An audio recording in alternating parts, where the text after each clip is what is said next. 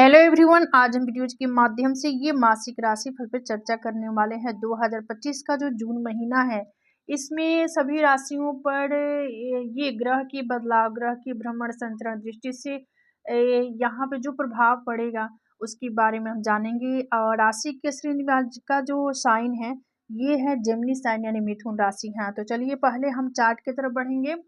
यानी सभी राशियों के साथ यहाँ पे जनपत्री भी होगी, जिसके थ्रू आप इजीली समझ पाएंगे कि आप सबके जनपत्री में ग्रह का ये दिशा, डायरेक्शन, सिचुएशन क्या है। इन सभी चीजों को आप स्वतः जान जाएंगे।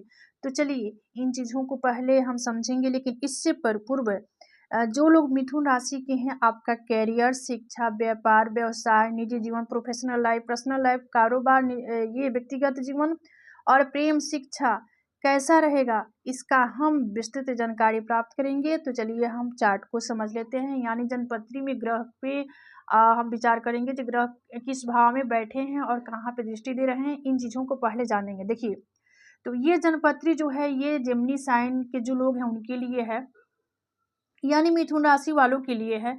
आपके लग्न में ही गुरु 15 मई से ये भ्रमण संचरण कर रहे हैं। यहाँ पर लग्न में है, आपके व्यक्तित्व में है। वही मंगल आपके धन भाव में है, केतु आपके सुख भाव में है, और राहु जो है आपके, केतु आपके थर्ड हाउस में है, और यहाँ पर राहु जो है आपके भाग्य भाव में है, शनि आपके दसम भाव में है, शुक्र जो है ये आपकी एकादश भाव यानी डिजायर के भाव में है, और सूर्य बुध के युक्ति कंडक्शन आपके द्वादश भाव में है। यानी जो सूर्य बुध से जो योग का निर्माण होता है, यानी बुद्धादित्य योग का यहाँ पे सूर्य बुध एक साथ कंजक्शन युक्ति करके बुद्धादित्य योग बनाकर बैठे हुए हैं द्वादश भाव में। अब चलिए हम दृष्टि विचार करते हैं।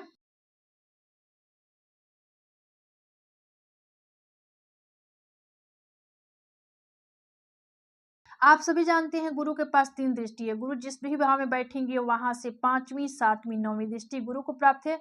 तो गुरु लग्न में है तो आपके ये पंचम भाव पे दृष्टि डालेंगे, 5वीं, 7वें भाव पर 7वीं और 9वें भाव पर 9वीं दृष्टि गुरु की होगी। मंगल के पास भी 3 दृष्टि है। मंगल जिस भाव में बैठेंगे वहां से इनकी चौथी, 7वीं, 8वीं। तो मंगल यहाँ से ये दो धन भाव में है तो ये आपके पंचम भाव पे डालेंगे चौथी दृष्टि, यानी मंगल की 7वीं दृष्टि ये अष्टम भाव पे, 8वीं दृष्टि ये 9वें भाव पे। इसके बाद आगे बढ़ेंगे और राहु जो है ये आपके भाग्य भाव में ही प्लेस है। तो ये 18 माह आपके भाग्य भाव में ही संचरण करने वाले। 18 मई की राशि परिवर्तन करके आपके भाग्य भाव में है। तो यहाँ से इनकी 5वीं दृष्टि जो होगी लग्न पे, 7वीं जो होगी आपके थर्ड हाउस पे, 9वीं जो होगी आपके पंचम भाव पे। इसके बाद शनि के पास 3 दृष्टि है। शनि आपके देखिए ये आपके करियर के भाव यानी दसम भाव में शनि का भ्रमण संचरण चल रहा है। तो ये यहाँ से शनि जो है इनकी तीसरी दृष्टि जाएगी द्वादश पे, 7वीं जाएगी चतुर्थ पे, और शनि की जो 10वीं दृष्टि होगी ये आपके 7म भाव पे होगी। इसके बाद शुक्र के पास एक ही दृष्टि है। शुक्र आपके डिजायर यानी एकादश भाव में प्लेस है।